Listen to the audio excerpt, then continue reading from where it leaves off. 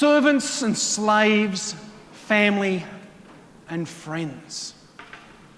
Often we think as Christians that we're called to be servants. And often our life as Christians is called to be a life of service. However, Jesus is challenging this in the gospel tonight. He says, I don't call you servants, I call you friends. Today we're here in the Easter season, but today is also Mother's Day. Opportunity for us to think about our mothers, to pray for our mothers. Often on Mother's Day, and hopefully you've done something today for your mothers, Mother's Day is an opportunity for children to do something nice for their mums, some sort of act of service.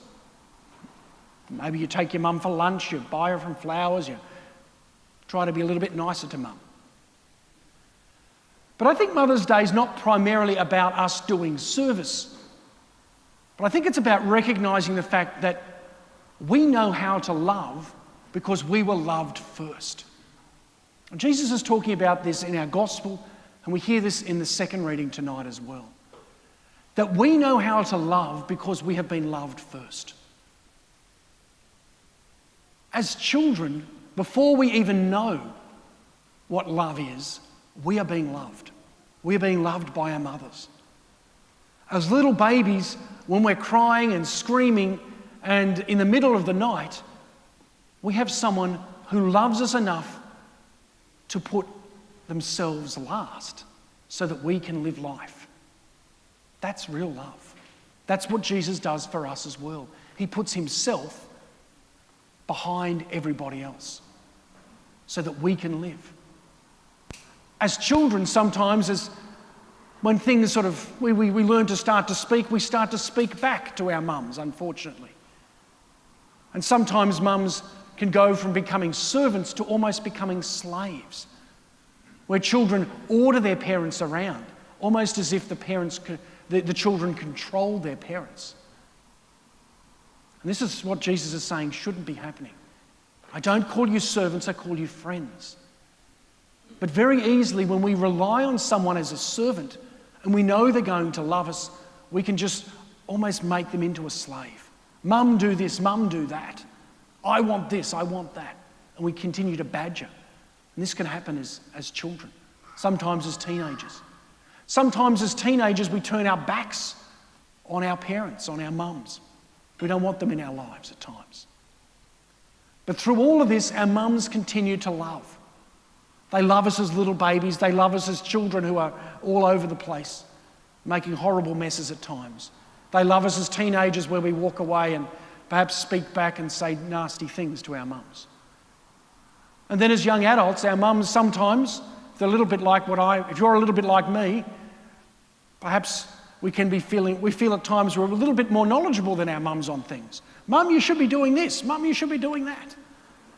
And through all of this, mums still love us. They're incredible things, mums. I've heard from some mums over the last 12 months that their children and their grandchildren have told them, you can't go out of the house, you can't do this, you can't do that. They're telling them, ordering them around, almost as if they've become slaves again.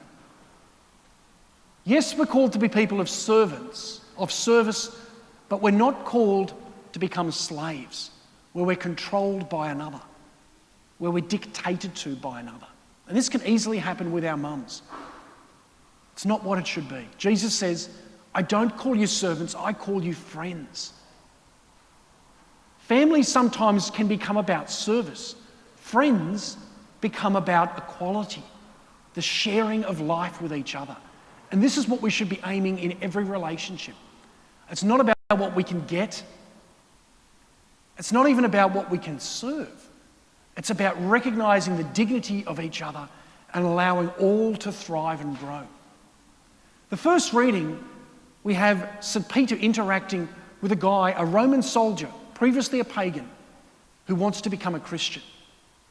And this guy, who would have had his own slaves as well, comes before Peter and kneels at his feet, begging to become a Christian. And Peter does something very interesting. He lifts him up. He says, get up. He restores his dignity. And this is what friends often do.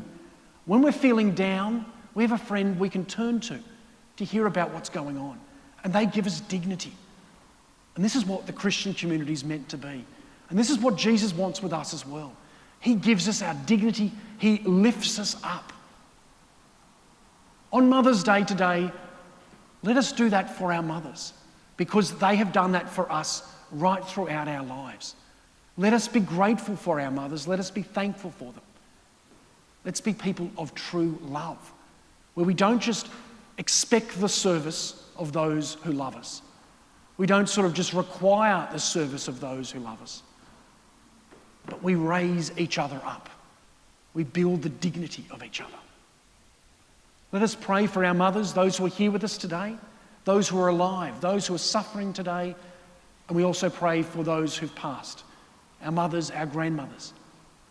We've learned how to love, we've learned how to pray, we've learned how to live our lives because of our mothers. Let us respond with gratitude today and in thanksgiving for our mothers. Let's not take this relationship for granted, even if we know probably that our mother will still be there, even if we turn our back upon our mum tomorrow. Let's not take it for granted. Let us love our mothers, not as servants, not as slaves, but as friends on the journey of love and faith in our world. Thank you to our mothers today.